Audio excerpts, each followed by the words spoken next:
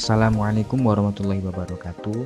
Kami kelompok 4A peserta Latsar 2025 gelombang 3 angkatan 7 mempersembahkan video role model berakhlak yang difasilitatori oleh Bapak Eva Ainul Falah Magister Agama.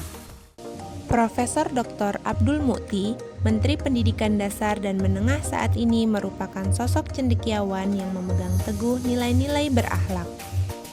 Abdul Mukti lahir di Kudus, Jawa Tengah pada 2 September 1968. Beliau adalah sosok yang berprestasi dalam dunia pendidikan dan keagamaan. Pendidikan S1-nya ditempuh di IAIN Wali Songo, Semarang, dan kemudian meraih gelar master serta doktor di bidang pendidikan dari Universitas Islam Negeri Syarif Hidayatullah, Jakarta. Sebelum menjabat menteri, beliau dikenal sebagai Sekretaris Umum Pimpinan Pusat Muhammadiyah, sebuah organisasi Islam yang memiliki peran besar dalam bidang pendidikan di Indonesia. Abdul Mukti menegaskan bahwa visinya pendidikan bermutu untuk semua adalah wujud nyata dari komitmennya untuk melayani masyarakat, memastikan setiap anak Indonesia mendapatkan haknya atas pendidikan berkualitas sesuai amanat konstitusi. Setiap warga negara berhak mendapatkan pendidikan yang bermutu. Ya. Itu amanat undang-undang. Kalau undang-undang dasarnya setiap warga negara berhak mendapatkan pengajaran. Itu alasan. Abdul Mukti menunjukkan akuntabilitasnya dengan secara transparan menjelaskan kebijakan tentang pendidikan gratis. Penjelasan beliau yang lugas dan berdasarkan keputusan Mahkamah Konstitusi memberikan kepastian hukum dan informasi yang jelas kepada masyarakat.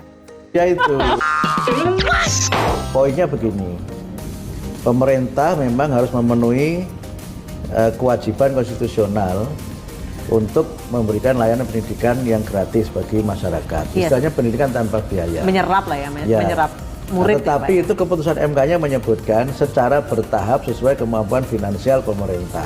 Itu yang nggak dikutip. Yang kedua, pendidikan diselenggarakan oleh masyarakat atau swasta itu masih boleh memungut dengan persyaratan tertentu.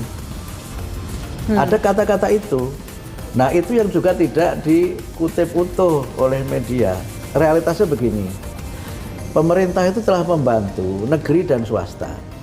Jadi semua sekolah, negeri maupun swasta dapat dana BOS. Harmoni yang dibangun oleh Abdul Mukti tidak hanya sebatas kebijakan, tetapi juga interaksi personal yang hangat. Dalam video viral ini, beliau terlihat dengan tulus membantu seorang anak mengerjakan tugas matematika, mencerminkan sosok pemimpin yang dekat dengan rakyat dan peduli pada persoalan pendidikan di level yang paling mendasar. Abdul Mukti terkenal mendalami soal pluralisme dan berbagai keilmuan mengenai Islam terkini. Dalam video yang diunggah di akun TikTok @ibnufajar_75 pada Jumat 18 Oktober, terlihat Abdul Mukti dengan santai mengajar seorang siswi. Diduga berada di emperan sebuah rumah, ia mengajar siswi tersebut mengerjakan PR matematika. Bentuk loyalitas Abdul Mukti pada bangsa ini tercermin dalam program 7 Kebiasaan Anak Indonesia Hebat. Melalui kebiasaan sederhana, beliau berupaya membangun karakter dan disiplin yang kuat agar tercipta generasi yang loyal dan mampu menghadapi tantangan masa depan. Membuat kebijakan namanya 7 Kebiasaan Anak Indonesia Hebat. Itu kebijakan untuk pendidikan karakter.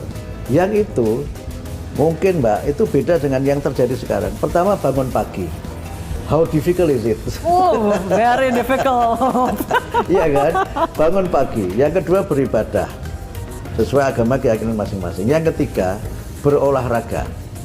Yang keempat, makan sehat bergizi. Ini juga bukan Pak Presiden, makan bergizi. Yang kelima, gemar belajar. Yang keenam, bermasyarakat. Yang ketujuh, tidur cepat. Kita coba bangun habit itu, kebiasaan itu. It's simple thing, tetapi kita tekankan menjadi rutinity. Dengan kompetensi akademisnya yang mendalam, Abdul Mukti merespon tantangan digitalisasi dengan pendekatan adaptif.